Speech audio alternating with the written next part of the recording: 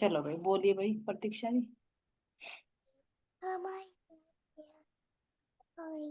तो मैं ये पूछ रही हूँ आंटी कि जो मतलब जमुना जी पे जो 7 घाटों की जो परछाई पड़ रही है।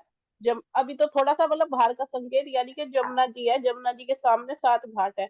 तो वे जो 7 घाटों की परछाई पड़ रही है जमुना जी पे, तो मतलब घाट तो ये हो गया ना, केल वन हो गया, लिम्बोई हो गया, अनार वन हो गया, वन हो गया, और जामुन, उसका जामुन का हो गया, नारंगी और बट नारंगी, और बटवन। अमर उसका बटवन आ जाएगा। वटवन। तो इन हाँ, तो ये जो 7 है, इन 7 की परछाई जल में पड़ी, यानी कि जल ब्रह्म ज्ञान, यानी कि उस ज्ञान में जो अंदर का रस निकल के आया, यानी कि ज्ञान द्वारा जो रस निकला, तो उसका प्रतिबिंब पड़ा क्या? मतलब मैं कंफ्यूज हूँ इस चीज में, मैं परसों से इसी में घूम रही, मुझे समझ में नहीं आ रहा। देखो जमुना जी है क्या, इस बात को देखो, जमुना जी राज्य महाराज जी के हृदय का बहता हुआ प्रेम रस है, कोई ऐसा जल तो नहीं है ना? तो लेकिन हम्म। उस प्रेम रूपी रस में क्या है, उसमें ज्ञान भी तो है ना। इसीलिए तो अक्षर ब्रह्म के और अक्षर तीर्थ के यानी रंग महल के और अक्षर ब्रह्म के धाम के बीच में आई ना जमुना जी। तो जो हम्म। रस में है फिर उसका आभास ज्ञान में भी तो होता है ना। ध्यान देना। अच्छा अच्छा अच्छा। जैसे तुम्हारी चेतना के अंदर कोई चीज है, तो उसका तुम्हारे मन पर हम्म। प्रतिबिंब पड़ेगा ना। लेकिन जो चेतना हम्म। रस लेगी वो तुम्हारे मन पर नहीं आएगा। होगा ऐसा ही, अंतर तो नहीं होगा ना। जो चित्त में होगा उसी हम्म। का प्रतिबिंब बुद्धि में आएगा, उसी का प्रतिबिंब मन में आएगा, लेकिन उनमें डिफरेंस होता है। तो अपरम धाम में तो एक रूप है, कह रहे कि अक्षर हम्म। ब्रह्म राज्य महाराज जी एक रूप है, स्वरूप एक और लीला दो। तो वहां तो उनकी बाल लीला नहीं चलती है ना, जब वो अपने अंतःकरणों में आते हैं, क्योंकि ऐसा ही केवल में और सबलिक में है। वहां वो जो प्रतिबिंब पड़ता है वो ज्ञान के रूप में पड़ता है, क्योंकि ज्ञान आ गया ना अक्षर ब्रह्म के यहाँ पर, हकीकत में आ गया ना। लेकिन परम धाम में क्या है, वो प्रेम रूपी रस है। तो वो जमुना जी का संकेत दिखा रहे हैं कि एक तरफ हमारा रंग महल है तो दूसरी तरफ अक्षरधाम है। तो दोनों के बीच में वही 7 रस हैं, जिसे कह देते हैं सट रस व्यंजन। क्योंकि हम्म। अमृतवन है तो वो तो राजा है, उसके अंदर सब चीजें एक सब है, वो तो पता अंदर का तो। लेकिन प्रकट करने के लिए बताया गया है कि जो वन है ये रस है, तो ये रस आखिर है क्या? ये जो जमुना जी का जल है ना, वो जमुना जी का जल यानी वही प्रेम रस ही इन 7 वनों में प्रवाहित हो रहा है, और एक आकार लेकर खड़ा हो रहा है वो आनंद देने के लिए।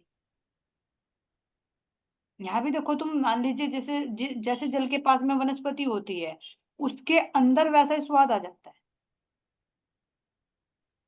है ना। खारापन होगा तो कहीं पर देखो, नदियां वगैरह बहती है उनमें जैसे खारा होगा, तो गन्ना हो या कुछ भी उसमें खारापन जरूर आता है। तो ये जो जमुना जी के अंदर जितने भी रस हैं वो सारे रस ही तो इन वनों के रूप में बाहर प्रकट हो रहे हैं, अपने स्वरूप को बाहर प्रकट कर रहे हैं हमें आनंद देने के लिए। कहीं वो जल के रूप में है, तो कहीं वे स्थूल जैसे वृक्ष बता दिए वृक्षों के रूप में है, कहीं उन्हीं के ऊपर वे फलों के रूप में है, और कभी वे पशु पक्षियों के रूप में है उनका ही रस। इसीलिए तो जो हीरे की पाल है, हीरे की पाल के अंदर भी महाराज जी कह रहे हैं कि वो हीरे की पाल है, उसके अंदर सब रंग नजर आ रहे हैं, और वे ही रंग वृक्षों का रूप लेकर खड़े हो रहे हैं। कोई ऐसे वृक्ष नहीं है, वो नूर ही है। लेकिन उसके अंदर जो रस आ रहा है तो वो जमुना जी का ही रस है, जो प्रकट होकर अंदर बाहर प्रकट हो रहा है दोनों तरफ, अक्षरधाम की तरफ भी और रंग महल की तरफ भी। क्योंकि परम धाम में तो अक्षर ब्रह्म भी उसी आनंद का अनुभव करता है, भले ही उसको पता नहीं है। जैसे हमें नहीं पता था उनके इल्म का, लेकिन रस में तो लीन थे हम, ऐसे ही अक्षर ब्रह्म हम्म। वाकिफ नहीं है, जैसे हम वाकिफ नहीं थे, ऐसे ही अक्षर ब्रह्म भी लीला तो करते हैं, दर्शन भी करते हैं, अपने रंग महल में भी लीला करते हैं, लेकिन पता नहीं कि तेरे अंदर ये कहाँ से आ रहा है। जैसे हम कहें कि हमारे मन को पता नहीं होता कि अंदर से जब कोई खुशी होती है चेतना में, तो उसको पता नहीं लगता कि ये आनंद आ रहा, खुश तो होता है मन। और अपने अपने जो आनंद होता है उसका मन का, तो वो बाहर अंदर नहीं जाता, वो बाहर इंद्रियों पर प्रकट करता है। जैसे नृत्य के रूप में अच्छा। हुआ, गायन के रूप में हुआ, क्योंकि वो बाहर को फैलता है ना रस, बाहर से अंदर को कम जाता है लेकिन अंदर से बाहर को ज्यादा होता है, लेकिन उसमें अंतर पड़ जाता है। हम्म। तो जो जमुना जी का जो रस है, प्रेम रूपी रस है, तो ये सत अंग यानी मन पर भी है और ये चित्त के अंदर भी है और ज्ञान के रूप में प्रकट हो रहा है। तो इसलिए 2 पुल भी दिखा दिए इसमें, 10-10 घटनाले दिखा दिए। तो 5 किस में आएंगे प्रकट करने के लिए, 5 रस में आएंगे और 5 वो ज्ञान में आ जाएंगे। कैसे? मान लीजिए अगर मेरी आत्मा की ज्ञानेंद्रियां हैं, 5 ज्ञानेंद्रियां, तो उनके अंदर वो रस आ रहा है, तो वो रस मेरी जो जीव है उसकी भी तो इंद्रियों में आएगा ना, आएगा नहीं आएगा? मन की भी। तो जो आत्मा के अंदर आ रहा है वही जीव के अंदर आ रहा है, लेकिन जो जितना रस आत्मा को है वो जीवन तो नहीं। अब जीव के भी अंदर आ रहा, जो इंद्रियों में आ रहा वो फिर जीव के अंदर नहीं। तो इस तरह से महाराज जी ने ये प्रकट करके दिखाया है कि वो चेतना का जो रस है वो कैसे बाहर प्रकट हो रहा है इंद्रियों के माध्यम से। और फिर वो अक्षरधाम के अक्षर ब्रह्म के अंदर भी आता है, फिर अक्षर ब्रह्म के अंतःकरणों में वहां पर क्रिया होती है, तो वो ज्ञान में बाहर ज्ञान में प्रकट होगा रहता है। तो जमुना जी को ये कहेंगे कि जो प्रतिबिंब बता रहे हैं तो वो उसका एक ये कहे कि चेतना है, चेतना का रस है, रस का एक आभास है, उसका एक आभास है अक्षरधाम में। पूरी जमुना जी को ले लो, 7 वन भी ऐसे ही है, तो वो रस है तो वो रस का आभास है। फिर उस आभास का ज्ञान बेहद मंडल में प्रकट होता है, ऐसे इसलिए सबलिक और केवल एक जैसा हो गया। फिर उस ज्ञान का भी जो बाहर प्रकाश आता है वो नारायण के अंदर, वो नारायण सृष्टि पर आता है, वो दुख सुख हो जाता है यहाँ पर। वहां आनंद है तो यहाँ दुख सुख आ जाता है। मैथ्स का अंदर ज्ञान अलग है, उसका ये रस अलग है। तो ऐसे ऐसे है ये जमुना जी, है ना। और जो प्रतिबिंब पढ़ रहे हैं तो प्रतिबिंबी यानी जैसा वो होता है वैसा ही बिंब होता है, वैसा ही प्रतिबिंब होता है, उसमें कोई अंतर नहीं होता। तो महाराज जी कह रहे हैं, जब जमुना जी का वर्णन करते हैं कि जो जमुना जी के अंदर जो वन दिखाई दे रहे हैं तो ऐसा लगता है वो आकाश भी नजर आ रहा है, वे पेड़ भी नजर आ रहे हैं, उनपे वो जो है उनकी डालियां, डालियों पे फल लटके हुए हैं, उनके गुच्छे लटके हुए, सब नीचे झुके तो रंग बिरंगे नजर आ रहे हैं। परछाई नहीं है, परछाई तो काली होती है। प्रतिबिंब, प्रतिबिंब ऐसा होता है जैसे हम अपना चेहरा आईने में देखते हैं ना, तो हूबहू हमारे जैसा ही लगता है ना, लेकिन परछाई क्या होती है? काली, उसमें रंग नहीं नजर आता। तो वो प्रतिबिंब बता रहे महाराज जी, तो जैसा वो है वैसा ही प्रतिबिंब है। तो वो प्रतिबिंबी चेतन है, जिसे हम पाठ घाट पर खड़े होकर देखते हैं ना, लीलाएं करते हैं, तो जब हम अपना प्रतिबिंब उनमें देखते हैं तो वो हमारी जैसी ब्रह्म आत्मा है। तो होता है ना भुलवनी का खेल, कि पता नहीं चलता कि ये सखी पाठ घाट पे खड़ी कि ये जल वाली असली है। खेला था ना पाठ घाट पे। तो इस तरह से ना महाराज जी कह रहे हैं कि जड़ भी चेतन है तो वहां प्रतिबिंब भी चेतन है। असल नकल की पहचान नहीं हो पाती जो एक जगह दिखा दे कि भुलवनी में, लेकिन ये लीला हमारे हर पक्षों में होती है। तो इसलिए जो जल के अंदर प्रतिबिंब नजर आ रहा है ना, वो भी हूबहू ऊपर जैसा ही। महाराज जी कह रहे कि ऐसा लगता है कि जैसे नीचे भी दूसरा ब्रह्मांड बन गया हो, ऐसे ही आकाश, ऐसे ही पाट घाट, ऐसे ही 7 वन, ऐसे उन पर लटकते हुए फल, उनकी डालियां, बनाई हुई मेहराबे, सब कुछ झुका तो नजर आता। और बस अंतर इतना कि वो लहराता चेतन तो वो भी है और वो भी है। तो जब जमुना जी का जल लहराता है तो वो भी लहराता हुआ नजर आ रहा है। तो ये एक रस है और दूसरा रस का आभास है, और उस आभास का ज्ञान बेहद मंडल में आएगा, और उस ज्ञान का भी जो प्रकाश आएगा बाहर, वो किस में आएगा? इस मिटने वाले, है ना, जो सौपन का उसका ब्रह्मांड बनता है। जैसे तुम जो असल में देखते हो वही तुम्हारा सौपन बनता है ना। चलो, और बताइए सुंदर साथ जी, किसी के दिल में कुछ और भाव है तो आप बताइए। चलिए सुंदर साथ जी, और वाणी का कोई मंथन किया है तो उस पर डिस्कस कर लेते हैं। वैसे मैटर तो कुछ आया है नहीं चर्चा का।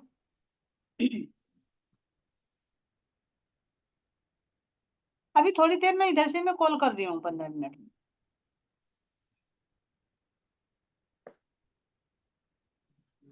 हाँ जी सुंदर साथ जी, प्रेम से कीजिए भाई, कुछ बताओ। बाहर देख ले, नहीं यहाँ भी देख ले चाहे तो। और तो कोई आया भी नहीं यहाँ। सब बने 21 का पहले खोल दिया था, किसी के याद है तो बताइए।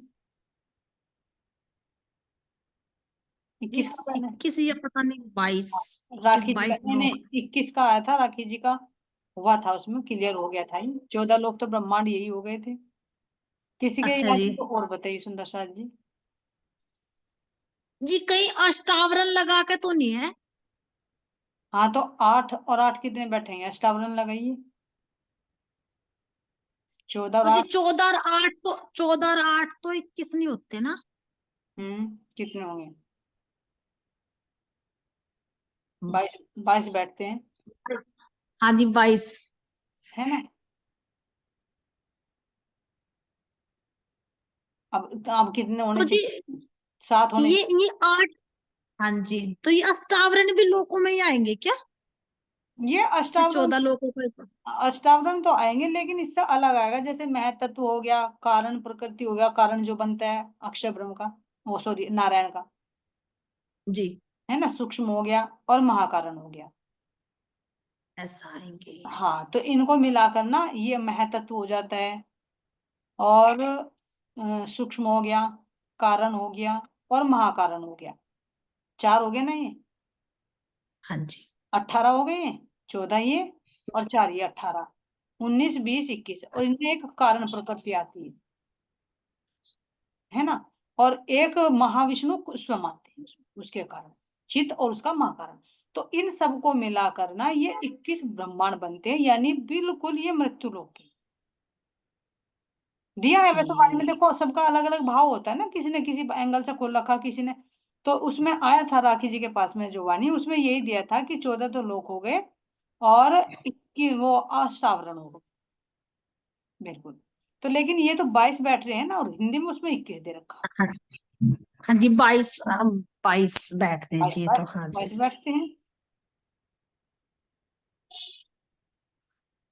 है ना। तो इस तरह से है कारण प्रकृति, 4 अंतकरण मिलाकर, और एक उनका चित्त और एक उनका बिल्कुल वे स्वयं अपने आप, ये इस तरह से हो जाते हैं ना।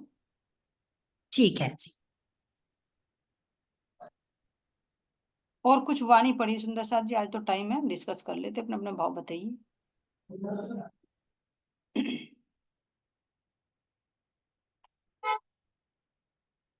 मस्तानी सखी जी कुछ कहोगे? जी मेरे उसमें तो सारा महाराज जी ने ना जीव को ही प्रबोध, मतलब जितना भी समझाया ना, अपने अपने जीव को कैसे कसौटी करी, वो सारा वर्णन आया जी मेरे पे तो। इसी ने तो कह रहे ना कि राज जी ने पता नहीं किस मकसद से कौन सा हमें भाग दिया है, तो उस पर हमने क्या मंथन किया है, क्या मिला है, क्यों मिला हमें, उसके लिए, है ना। हाँ जी, मतलब महाराज जी ने कैसे अपने आप को देखो, हर एक अंग को कोसा आपने कैसे, मतलब बड़ा ही वो हुआ कि हम तो जो कुछ भी नहीं अगर देखें तो। हम्म।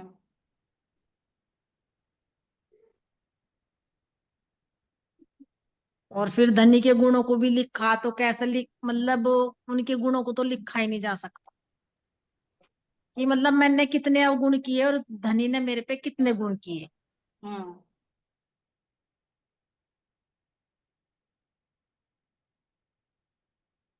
चलिए कोई प्रणाम बात जी। नहीं, प्रणाम जी। प्रणाम जी दीदी। दीदी मैंने सिंधी पढ़ी थी स्टार्टिंग से, हम्म। सिंधी के कुछ प्रकरण पढ़े थे, बाकी तो आगे के दीदी ने पढ़े थे। लेकिन मुझे जो उसमें जो मेरे दिल में बात हमेशा आती रहती है ना, वही बात सिंधी के शुरुआती प्रकरण में राज जी ने मतलब स्पष्ट किया है। मुझे इसकी एक बात सबसे ज्यादा मतलब जो मेरे दिल को छूती है वो ये है कि उसमें इंद्रावती जी कह रही हैं कि राज जी मतलब मेरा दिल इतना सूना हो गया है, इतना वीरान, इतना खाली हो गया है कि मुझे परम धाम की कोई भी बात याद ही नहीं आती है। बिल्कुल वीराना हो गया है, कोई भी याद मेरे दिल में रही नहीं है। मेरा दिल मतलब परम धाम की बातों से पूर्ण रूप से खाली हो गया है। ये बात मतलब मेरे भी दिल को बहुत बार आती थी। मैंने वैसे फर्स्ट टाइम ही सिंधी पढ़ी है दीदी, अगर मैंने वाणी पूरी पढ़ी ही नहीं है, फर्स्ट टाइम मैंने सिंधी पढ़ी है। तो उसमें ये बात मेरे दिल को बहुत लगी, और एक ये लगी कि इंद्रावती जी कह रही है सबकी तरफ से जो वकालत कर रही है इंद्रावती जी, राज्य से हमारी सब सखियों की वकील बनी है। तो राज्य कह रहे हैं कि भाई तुम अकेली आ जाओ, तो राज्य कह रहे हैं कि इंद्रावती कहती है कि ये 12,000 मेरी तरफ देख रही है, इन्होंने मेरे स्वरूप की पहचान कर लिया है, ये मुझे ही राज्य मान रही है, तो मैं इन्हें छोड़ के कैसे आ जाऊं जब ये तड़पती है। तो मेरा दिल बहुत दुखी होता है और कह रही है कि भाई मैं कैसे इन्हें सुख दे दूं, आप ही तो धनी है, आप ही तो पति हैं, आप ही इन्हें सुख दे सकते हैं। और एक बात ये बहुत प्यारी है उसमें, इंद्रावती जी ने कहा है कि मेरे दिल में बार बार कुछ मांगने की चाह पैदा होती है। जब आपका और मेरा दिल एक है तो इसका मतलब आपके दिल में पहले कुछ देने की चाह हुई होगी, उसके बाद मेरे दिल में कुछ मांगने की चाहत हुई होगी।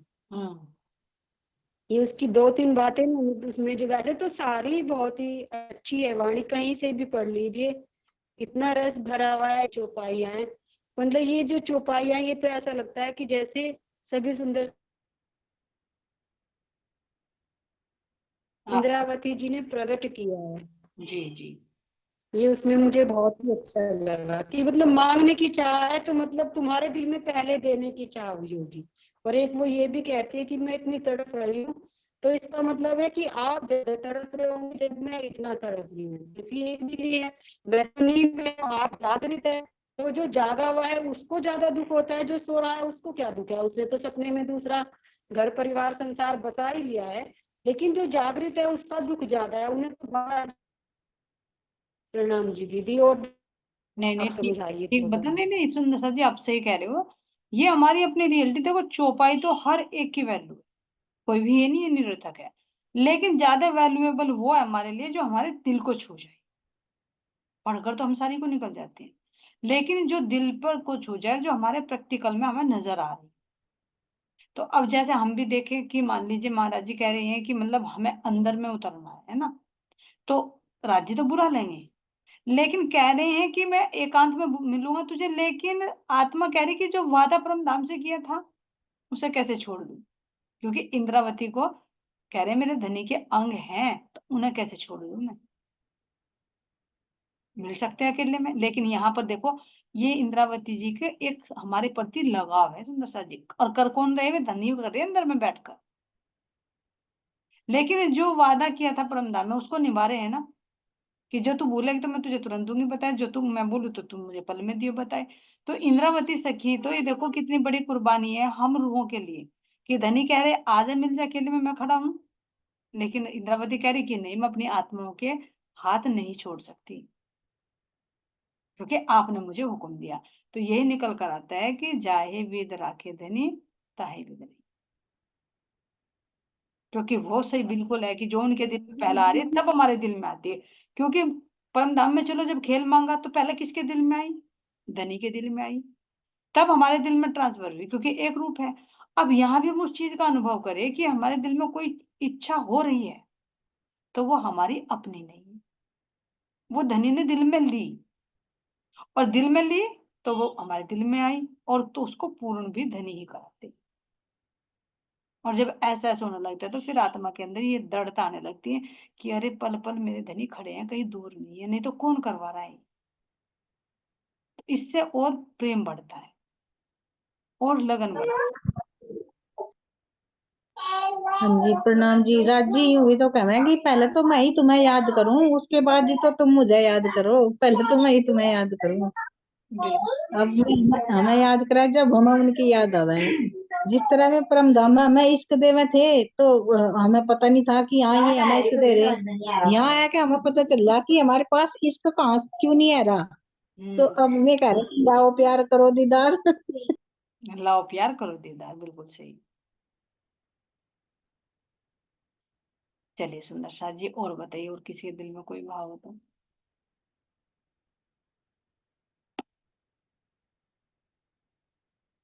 मोती सखी जी, आपने क्या लगाया था।